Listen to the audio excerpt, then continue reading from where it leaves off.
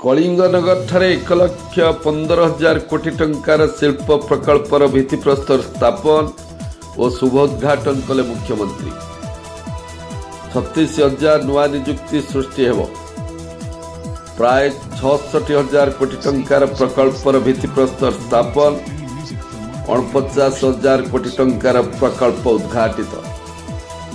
नुआ सरकार आरंभ कले निजुक्तिर नुआ लहर। उत्कर्ष ओडिशा मेक इन ओडिशा रे 113 दिन मध्य शिल्प गुड़िकर है शिलान्यास देइथिबा प्रतिश्रुति आम सरकार पूरण करिसंती। ओडिशा केवल संभावनार भूमि नुहे, यह हूँ सीमाहीन सुजग्र भूमि। उद्घाटन नुहे कि शिलान्यास नुहे, यही प्रकल्प गुड़िक हेउछि समृद्ध ओडिशा निर्माणर शुभारंभ।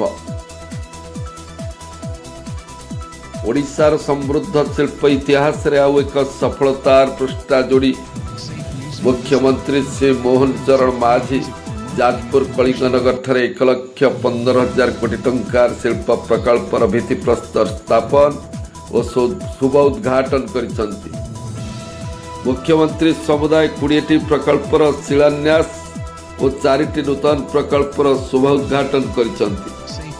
या द्वारा प्राय 36,000 निजुक्ति सृष्टि होइछि। प्राय 49,000 कोटी टंकार प्रकल्पर शुभोद्घाटन एवं प्राय 66,000 कोटी टंकार प्रकल्पर भित्तिप्रस्तर स्थापन जाजपुर जिलार होइछि। एही अवसर में मुख्यमंत्री कहछन जे एही कार्यक्रम शिलान्यास नुहे कि उद्घाटन नुहे, यह हूँ समृद्ध ओडिशार भविष्यत निर्माण। यही सबु प्रकल्प जो 36,000 निजुक्ति सुजोग सृष्टि होइछि। यह एक संख्या नुहे, प्रत्येक निजुक्तिर अर्थ हेउछि आम गाँवर जड़े युवक को आउ निजुक्ति बाहर को जीवाक पड़िब नाही। राज्य रे निजुक्तिर एक नुआ लहर सृष्टि होइछि। एही कार्यक्रम रे शिल्प मंत्री श्री संपत चंद्र स्वाई जोगदे कही राज्यर आर्थिक प्रगतिर मेरुदंड होउछंती युवा शक्ति एवं युवा शक्तिर विकास पाई रोजगार आवश्यक। यही आवश्यकता को दृष्टि रखी आज आम सरकार उद्यम सफल होउछि। शिल्पर विकास होउछि एवं यह द्वारा आम राज्यर विकास होउछि।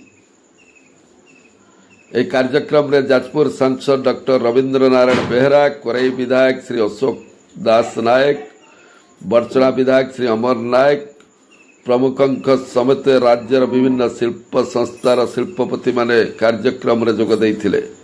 कार्यक्रम रे शिल्प विभाग अतिरिक्त शासन सचिव हेमंत कुमार शर्मा स्वागत भाषण देइथिबा बेले जिलापाल श्रीमती पी अन्वेषा रेड्डी धन्यवाद अर्पण करथिले।